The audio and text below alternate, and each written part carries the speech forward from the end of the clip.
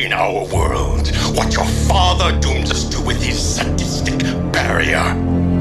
He rebelled against a brutal tyrant, then locked us in a cell together, while he lived as a hero among humans. Before we begin, let's have a special shout out to Tong-Hoon Lee, the voice actor for the White Rabbit.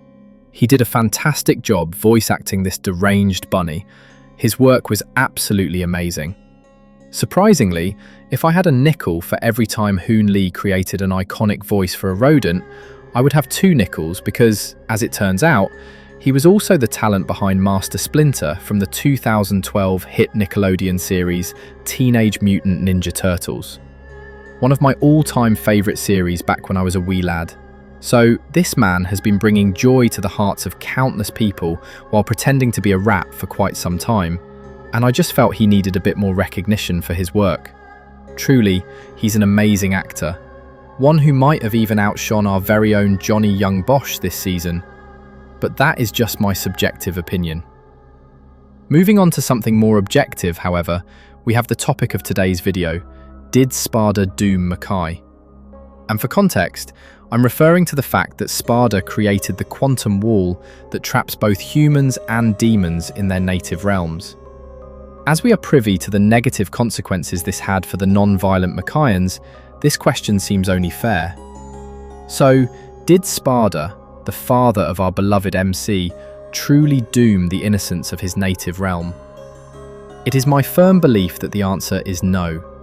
You see, despite the resultant deaths, torture and enslavement of countless Makaians, I truly believe Sparda's act of dividing the 2 realms is beyond reproach, simply because it was the only thing that could be done to halt Mundus's conquest of said realms. After all, he lacked the power to kill Mundus, what with a legion of monstrous minions backing him, while he presumably only had the help of humans who were still in the Iron Age. Not exactly a fair fight. So it seems to me the only possible choice that could be made was made, and the wall was an absolute necessity. But even if the wall was a necessity, what was Sparda's excuse for simply leaving things as they were? Why didn't he try to do more for his fellow Makaians, especially considering he knew exactly what they would be in for with Mundus? These are the questions that naturally arise as a result of Shankar's reworking of the original story. And while I don't mind the changes made, if they aren't handled with care, they will lead to inconsistencies and deviations from the original intent behind the characters. After all, in established canon, Sparda was written as a champion of the weak and oppressed, and he could hardly be that if he left untold masses of Makaians to suffer without doing everything he could possibly do to help abate their suffering, even if it was just saving handfuls of them, like the rabbit tried to do before his descent into madness. Now, we don't know that Sparda didn't do that. Perhaps he had a way of crossing the divide between realms, and maybe he did save a few Makaians here and there, or at least tried to. Then again, perhaps he didn't, or rather couldn't. Perhaps there was no way for him to cross the realms without risking the dimensional wall's collapse, and allowing Mundus a path back to Earth. We don't know. Though it doesn't really matter whether he actually saved any Makaians or not. The point is, we need to know that he at least tried. The story has to tell us this in some way, otherwise it runs the risk of creating a plot hole later down the line. And it's not hard to see how. Imagine, if you would, a scenario where we aren't told if Sparda made any attempt to help the entrapped Makaians, and we, the fans, assume it's because he couldn't for some reason, only for new information to come to light, revealing a way Sparda could have helped had the writers considered it. A writing inconsistency like that, in a story that is already critical of Sparda's actions, would unquestionably suck, and I, for one, wouldn't care for it, as I'm sure so would a lot of other fans. Of course, this all assumes that Shankar wants to remain true to the original interpretation of the character in the first place. While I'm 90% sure he does, there is always a chance he could be angling for some kind of twist, or he may be trying to keep the character as ambiguous as possible, though I doubt it. No, the worst thing I feel we have to fear is simply bad writing brought about by Shankar's desire to make grey what once was black and white. As I said earlier, I don't mind the liberties taken. but my tolerance hinges on whether they can actually make it work without butchering the original characters beyond any recognizability. So far, so good though, as I really like most of what has been offered up in Season 1. Emphasis on most, as there are a few things I have clear issues with. And I have discussed some of them in my other videos, which I would link in the comments below.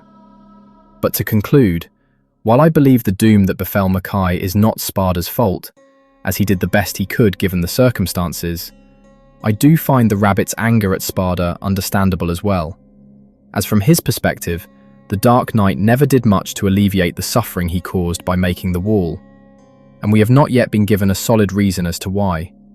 Until we get one, we cannot truly say the rabbit was totally wrong to write off this version of Sparda as narcissistic and callous. I will say on a tangential note that there is some level of irony and hypocrisy to White Rabbit's hatred of Sparda. The hypocrisy is that he himself couldn't challenge Mundus and his legions either. Instead, he planned to shift that responsibility onto humans, similar to how Sparda originally shifted that problem to demons. And yes, while killing Mundus wouldn't repair the centuries worth of damage done to Makai, it would serve to free the slaves that are currently enthralled to him. And it would also significantly reduce the mortality rate in Makai, I wager. The Makaians would still eventually have to seek refuge in the human world, but with Mundus and his legions dead, I'm sure they would have had an easier time of doing that. Now, in regard to the ironic nature of the rabbit's hate, I couldn't help but notice that his plan to save his fellow Makaians from hopeless suffering involved using a lot of human technology that wouldn't exist had Sparda's wall not allowed humanity the safety to create them.